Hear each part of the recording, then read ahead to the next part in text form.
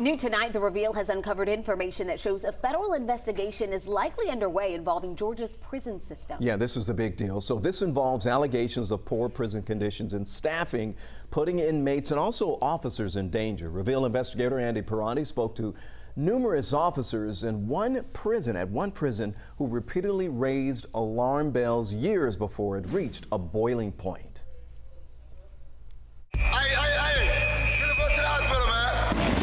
You could hear explosions from inside. It's just a mob of people. Jonathan Daniels describes responding to an unfolding riot at Ware State Prison in Waycross, Georgia. Inmates had gotten a hold of officers' equipment, keys, and radios. At least 500 inmates roaming free in August 2020. 2 officers taken hostage. Both of them were bleeding. The unit manager was almost unrecognizable. As a member of the Elite Correctional Emergency Response Team, or CERT, Daniels trained for riots. I was terrified walking in, and you don't know how long it's going to take for backup to get there. It's not fun.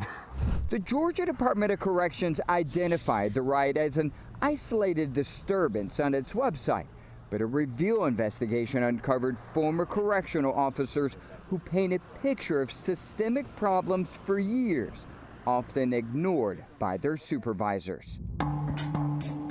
Toilet is not working. Cell phone videos posted by inmates document broken toilets, no running water, and limited access to showers. We took no shower since last Tuesday. Toilets that have been leaking for months or years, and moldy water sitting this deep in the bottom of the shower.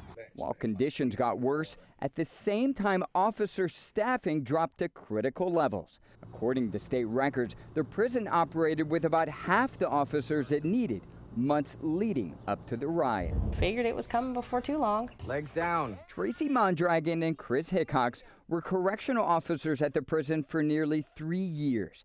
They resigned about a year before the riot. While there, they say it was not uncommon for one officer to supervise hundreds of inmates at a time. When you voiced your concern about safety and staffing, what was their response? They told us, we're not holding a gun to your head. You don't like it, leave. Yeah, they didn't care. Commissioner Timothy Ward is head of Georgia's Department of Corrections. He declined interview requests for this story, and the Reveal isn't the only one his agency is ignoring. They have been silent. They have refused our requests for records in some situations. Sarah Tatanchi is the executive director of the Southern Center for Human Rights. After their concerns fell on deaf ears, it sent this letter to the U.S. Justice Department outlining unconstitutional conditions and pleading for the federal government to step in. This problem is too big to just power through. We need significant intervention. The day after the prison riot, Daniels resigned.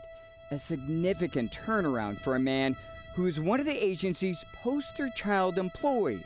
His face used for recruiting. Yeah, I'm actually literally on the billboard.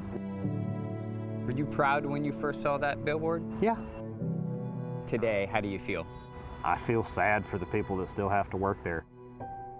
When you factor in the working conditions and the dangers, multiplied by the fact that you don't have the help that you need, it's not worth it. In a statement to 11 Alive, the Georgia Department of Corrections wrote, the GDC takes staff and inmate safety very seriously at all of our facilities, and we are diligent in working to ensure staffing levels are consistent and appropriate for maintaining our commitment to public safety. The U.S. Justice Department would not confirm an investigation is underway, but the Southern Center for Human Rights says the federal government has been in nearly weekly contact with them, sharing information for the past 9 months.